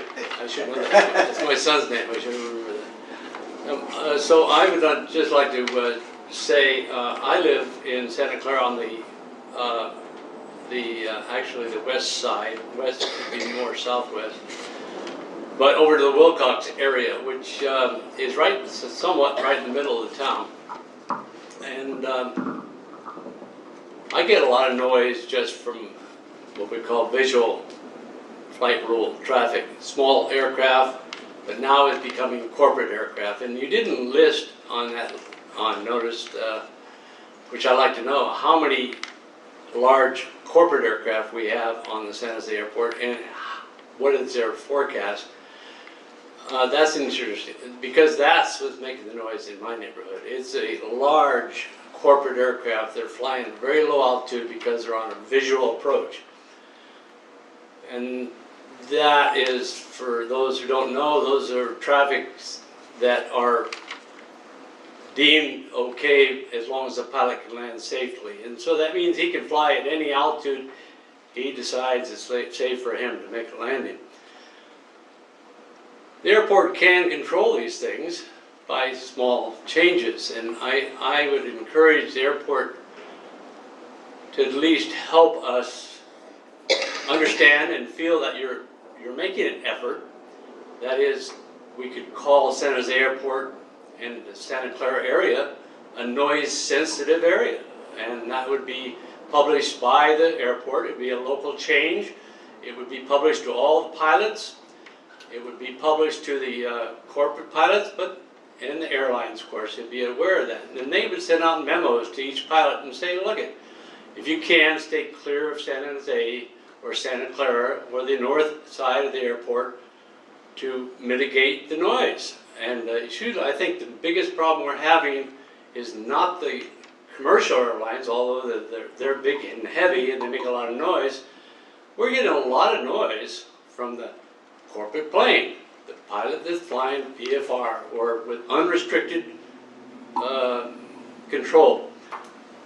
The airlines are always following the same rules. Everybody flies the same route. They're required to do that. It's in their policy. They're not allowed to change. Very seldom does the pilot stretch out and say, I want to make a VFR approach or a visual approach, because it's better to do it like it's been proven the safest way. So I would encourage the airport to make local changes. One, just publish signs on the airport, noise-sensitive runway, noise-sensitive time. Use maximum procedures for your takeoff. there's policies that pilots can take to, let's say, use the maximum angle of attack, so they get to the highest altitude at the shortest period of time, or the shortest distance. These are policies the pilot can implement. All they have to know is the noise sensitive area, and this is what we do as good neighbors. A lot of airports publish it. We are a good neighbor airport. These kind of things kind of get the word out that we're trying the best we can from an airport standpoint. And we don't have to be in conflict with the FAA. The FAA would take 2 to 3 years to make their changes. I think we could make small changes in the local area to avoid, such as we recommend you use the long runway when you do your takeoff, not the short runway, so you find yourself over these houses at a low altitude. If you use the long runway every morning, especially at certain, and I know all the large aircraft do that, but the small aircraft, and small being a 737 nowadays on a corporate plane, he should be using the longest runway. But if he's light, he'll have a choice to make a short runway takeoff, and he'll find himself right over the top of the north side of the airport where the noise is most prevalent. So that's some of the things I'd encourage. So small bites over a big problem is what I'm looking at. We can be creative in that respect. There's other airports. Orange County is a good example. I always refer to them. Orange County was a big political problem, but they got it through by the citizens. They did it. And so I know we can do it here. We can do it in a friendly way. We don't have to get upset at the FAA. They're not going to listen to us anyway. But we can make friends with this gentleman and his airport, and we can get him to do things. I know it at the local level. They don't have to refer to the FAA. They can just do it locally. We're a good neighbor airport, and Santa Clara is a good city to be a part of. Thank you. Thank you. I'm happy to report that we have closed our small runway, and we only have both large runways open. There is no small runway now for the corporate jets. They use the longer runways. So, and I will look into the noise sensitive area that you talked about and talk to my folks about that. Yeah. One other thing is just the biggest problem I have is with the helicopters too. Helicopters are the most obnoxious sound, and they don't seem to comply with the dB level because their tone is low, but the vibration is high, and so you get this rattle from the windows. They must be restricted, but unfortunately they are the least restricted. They can fly at any altitude. They can fly at 500 feet over your house and be legal to do so. But again, the pilot will make a change as long as he knows he's flying over a noise-sensitive area. And there may be a fine associated to it. So helicopters is my biggest problem, and small corporate planes. Thank you very much. Thank you, Tom. Debbie, you were going to be the last. Okay, and I was going to make it short because I Okay, know because we're we're half an running out hour of time. over. Thank So you. the last thing I kind of wanted to bring up, and this is kind of new for the north side in your district, is the 49er Stadium and the small aircraft that are advertising on the day of events. They are noisy. San Jose Airport said they were going to fly over 500 feet, and that we went through this with the airport some time back, but they're not flying over 500 feet. They're going in circles, and it is noisy. Those little prop planes, I'll tell you, on event day, you've got about 2 minutes between them coming over, and it's constant all day long. So we really need to eliminate it. It's unsafe for the airport, number one, because you've got jets taking off over our area, and these guys are flying in circles. Somebody's going to mess up, and a major aircraft is going to come down in the neighborhood. And then what is San Jose going to do? So anyway, I'm going to cut it off at that. And Do you know if they're departing from San Jose or Reed Hillview? what I have been told when I've complained is they're not sure where they're coming from. They said at one point they thought they were coming out of Hayward. Okay. Yeah, I don't know. But San Jose basically says it's not my problem. They're not coming out of my airport. Yeah, the struggle is even if they were coming out of our airport, we can't tell them you can't leave from our airport. You know, again, I know that I the struggle, understand. yeah, so. But it's an issue. Yeah, It no, really needs to- I'll ask my folks It's a about safety it. issue. Let me ask For my folks. homeowners, for the people on those airplanes. Thank you. Thank you. Thank you, Debbie. Okay, it's 9 o'clock. Can I ask one Ye- question? yes, ma'am. A couple of questions. The first one is, since there's no longer an airport noise advisory commission, but it's now the airport commission. Yes. Are there any representatives from the city of Santa Clara on the airport commission that you know of? No, I just took a look at it before I came over tonight. No. The commission is representatives from each district within the city of San Jose. So there's 11 members on the airport commission that represent each of the districts in San Jose. So Santa Clara is not represented at all, even though, okay, so that was my first question. The second question is, where is the city of San Jose in approving the master plan for the airport? You talked about the second phase of the master plan. Are they in the environmental impact process, or where are they in the master plan? There's a current master plan that exists. So you just have it on the recording. So there's a current master plan that exists for the airport itself that includes the phase 2 that was already approved. So that stuff is already in there. Those components are already in there. That happened back before the 2010 when the phase 1 was completed. So there's then a series of conditions of development Yes, for that. and all those conditions that of, we need to yeah. look at. And so those Okay. those conditions of development are things like you have to widen the roadways, you have to make sure that, certain intersections have been fixed or Well, dealt we'll with. look at those, Yeah, so I so those are all don't there, have to go through it's that. on the website as well, so we have So- that, and I can try and forward the stuff to Yeah, Kathy, if so you don't have to, Is search there around. another expansion that you talked about? Are There- they contemplating another master plan? I think there is currently a review of a addendum to the master plan or a change to the master plan. Let me look up what that is, and I'll send that to you as And well. we'll follow So up you on can that, follow up Kathy. on that as well. Because the congressman talked about, for the people that are still here, the congressman talked about,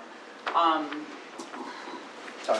thank you, sorry, I know you want to end this. The congressman talked about looking at Santa Clara and how creative we can be on what leverage, if any, we have in the city of Santa Clara with the city of San Jose. And I think there are certain things we're not going to be able to deal with, like with the FAA. I sat on committees with them, and they're, not open to any discussion whatsoever. But there are other areas we can look at in terms of what options the city of Santa Clara has in terms of master plan, or looking at any violations of our laws in the city of Santa Clara created by the airport. We can look at other areas of ways to go to try and help with some of the issues. So we're going to continue to explore that. We heard you loud and clear tonight.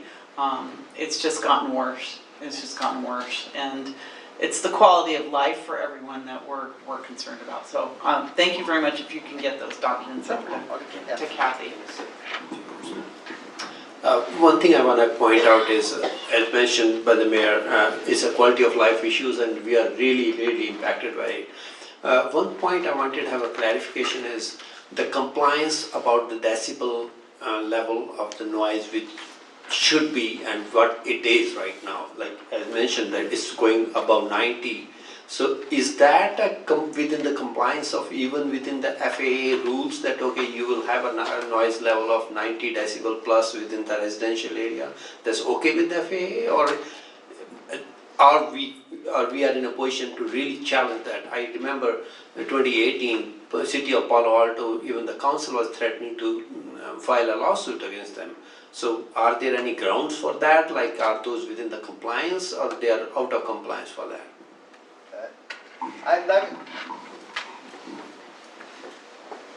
The challenge with this is that the way that the FAA measures noise is a complicated formula that does it over an average. And so it's not the specific noise that you hear of that one plane that comes over your house for the duration of that plane coming over your house. It's averaged over a period of time. I don't pretend to know how the formula itself works. The people in our organization who deal with this, they themselves, the formula is extremely complicated. So I can ask them as to, if there's an issue with specific aircraft noise and, that specific incidence as to, whether that incidence itself would violate any components to any current laws that exist. You know, my supposition would be it wouldn't, because if we were to discover something, that we would then let the FAA know that these things are out of compliance. There used to be aircraft that were stage 1 and stage 2 aircraft that were extremely noisy. Some of those older aircraft were extremely noisy. And you know, ones that are now phased out of the area. We do have noise monitors that are directly north and south of the runway that we do use to monitor aircraft noise directly, you know, north and south of the airport itself, which are then measured and then used for these components.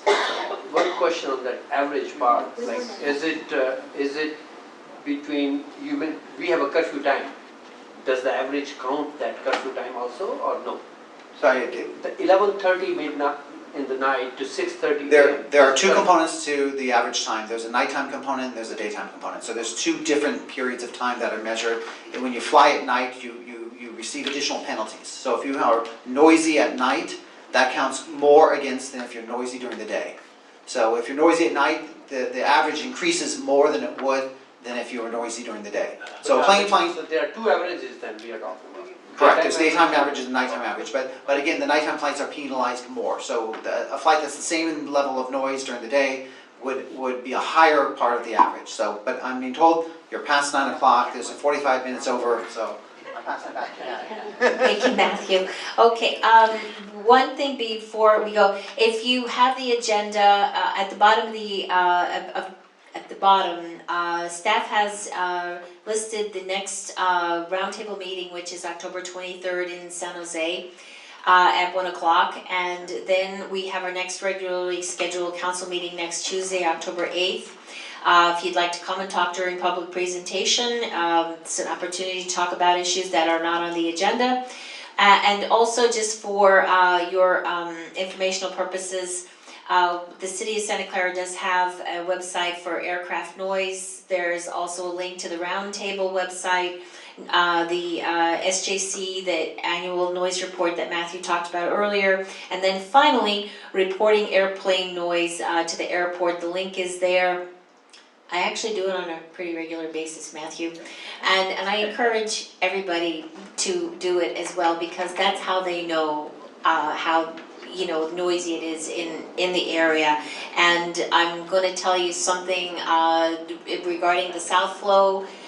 Somebody in Sunnyvale that was really impacted just sat in their backyard all day long filing complaints, and because that was just the way to get the message across to the airport. So if you hear airplanes past the curfew, please file a complaint, because they do look at those numbers and it sends a message. So I see one hand, real quick. Yeah, so just a joke. Maybe Matthew can come stay with us for a few days. Oh.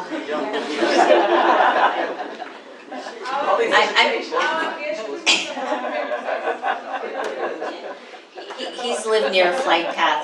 So thank you so much for coming tonight. Thank you, Mayor Gilmore. Thank you, Matthew. Thank you for just taking all the questions. Really, your time has been invaluable to all of us, and I know we'll continue the dialogue. Thank you, city staff. Thank you, Manuel, and Kendra and Robin was here earlier. But thank you, because through you, this has all been made possible, and thank you as well to the residents. I'll see you next door or somewhere else, but you know where to find me. So thank you again for coming tonight. Good night and get home safe. Thank you, guys.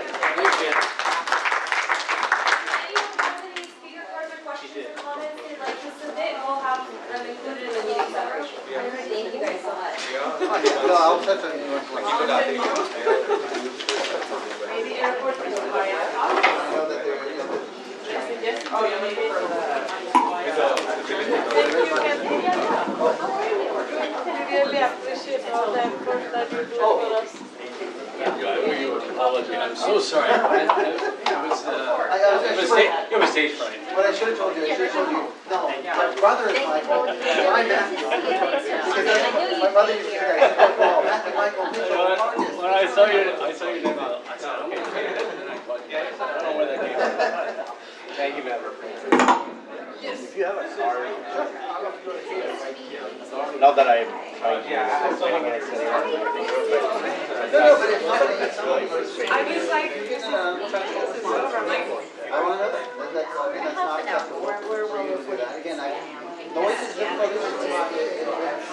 It's one of the toughest ones in New York. It's not.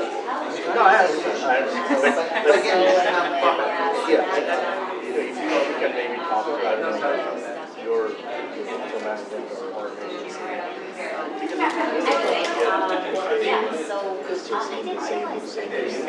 Because otherwise, you're not, you're basically missing, one major stakeholder. No, we didn't have that. Challenges, trying to deal with this. Yes. They themselves are trying to work.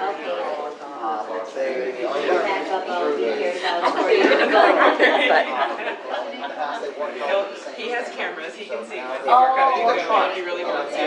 I'm sure they are, but. Again, that's what I've got. Yes. All